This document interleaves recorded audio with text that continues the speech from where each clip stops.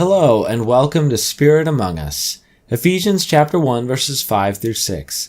He predestined us for adoption to himself as sons through Jesus Christ, according to the purpose of his will, to the praise of his glorious grace, with which he has blessed us in the Beloved.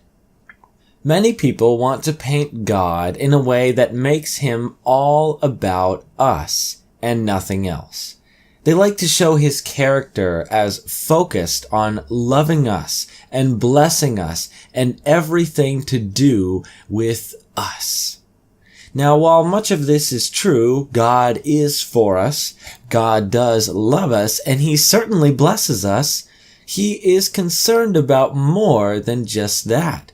God's world doesn't revolve solely around man. God hasn't set all of his attention on mankind alone, and he hasn't created all things just for our sake either. In addition to creating things for us, he has made his creation for his own sake. Or another way to put it is that he created everything for his own glory.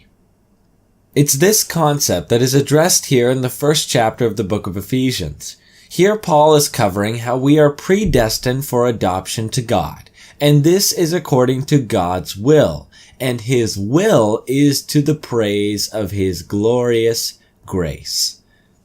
It's good to ask the question, why has God created mankind?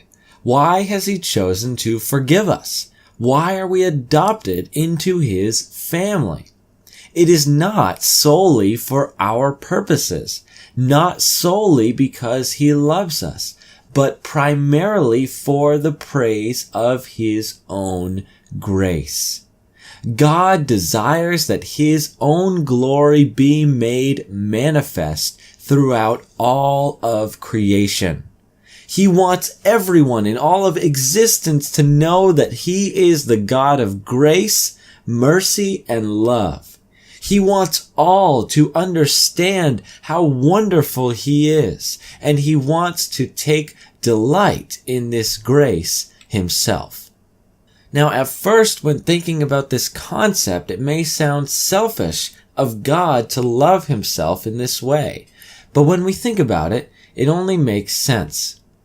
God is more glorious, more wonderful, more joy-giving than anything in all of creation.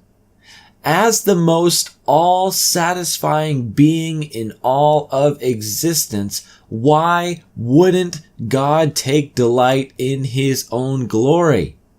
It would be idolatrous of God to delight in anything more than he delights in himself.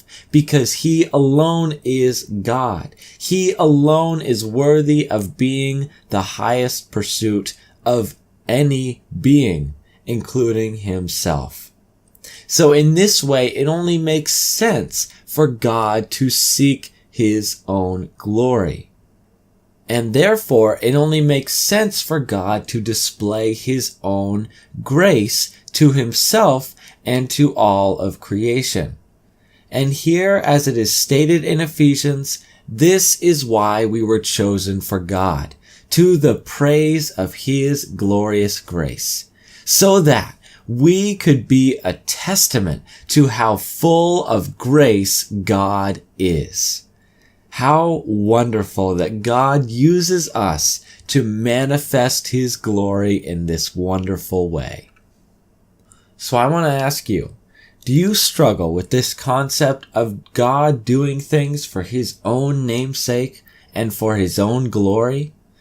Pray today and ask God to give you a greater understanding and revelation of why this makes sense of who he is and who we are. Turn to his word for the answers you seek. Thank you for watching, and God bless.